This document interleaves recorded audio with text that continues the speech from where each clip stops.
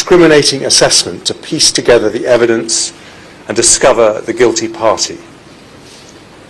This centre seeks to perform that task and allow the British government to take appropriate countermeasures.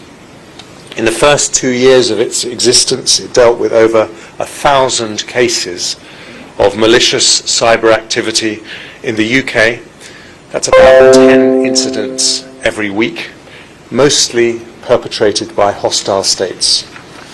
In 2017, hackers in North Korea infected thousands of computers with the WannaCry ransomware, inflicting damage across the world. In France, several Renault factories were brought to a halt. Here in Britain, 48 NHS hospitals were infected, something that made a particular impression on me because I was health secretary at the time. And this centre shares its world-leading expertise with Britain's NATO allies and other friendly countries to strengthen our collective response to common threats. Today, we judge that Russia's intelligence services are targeting the critical national infrastructure of many countries in order to look for vulnerabilities. This global campaign also seeks to compromise central government networks. I can disclose that in the last 18 months, the National Cybersecurity Centre has shared information and assessments with 16 NATO allies and even more nations outside the alliance of Russian cyber activity in their countries. We have regularly provided technical knowledge to help our partners counter the threat. Together, NATO countries have become better at defending themselves against dangers in cyberspace.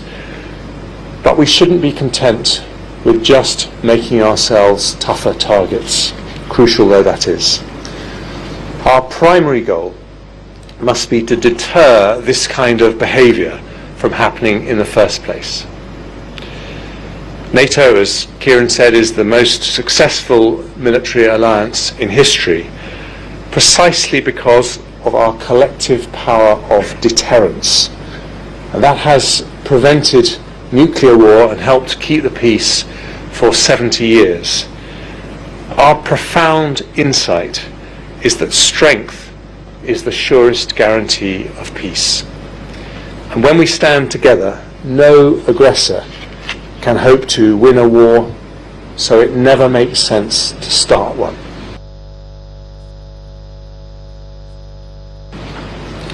The challenge today is therefore to apply the eternal verities at the heart of NATO's success to the alliance's newest operational domain.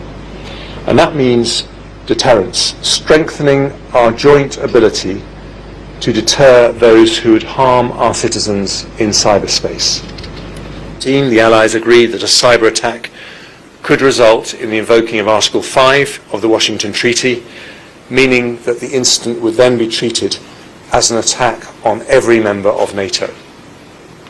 The North Atlantic Council would take any such decision on a case-by-case basis, and Britain was the first ally to offer our offensive cyber capabilities to NATO. Another 8 countries have since done the same. Then in 2016, NATO leaders endorsed the Cyber Defence Pledge, recognising the new realities of cyber threats. But we must do more to improve our response. In particular, we should be more emphatic about what we consider to be unacceptable behaviour and the consequences for any breach of international law. At particular risk are the democratic processes in all of our countries. In the cyber age, authoritarian states possess ways of undermining free societies that dictators of earlier times would have envied. Time and again we've seen attempts by states to interfere in democratic elections, often through the use of proxies. In 2014, Russian hackers calling themselves Cyberbukut sought to disrupt the presidential election in Ukraine, including by tampering with the voting system and delaying the final result. In 2016, the Russian state interfered in the presidential election in the United States with the aim of damaging one party's candidate. Free elections are at the heart of our way of life.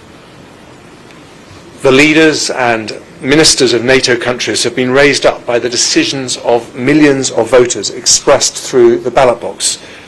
We can all be cast down in the same way. But recent events demonstrate that our adversaries regard democratic elections as a key vulnerability of an open society. If cyber interference were to become commonplace, the danger is that authoritarian states would damage public confidence in the very fabric of democracy.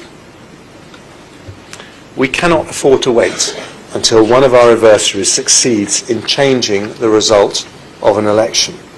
So we must be crystal clear that any cyber operations designed to manipulate another country's electoral system and alter the result would breach international law and justify a proportionate response.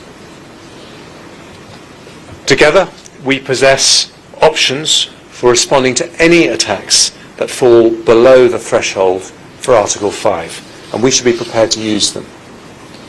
Deciding to do nothing would be an important decision in itself, and the consequences could be escalatory.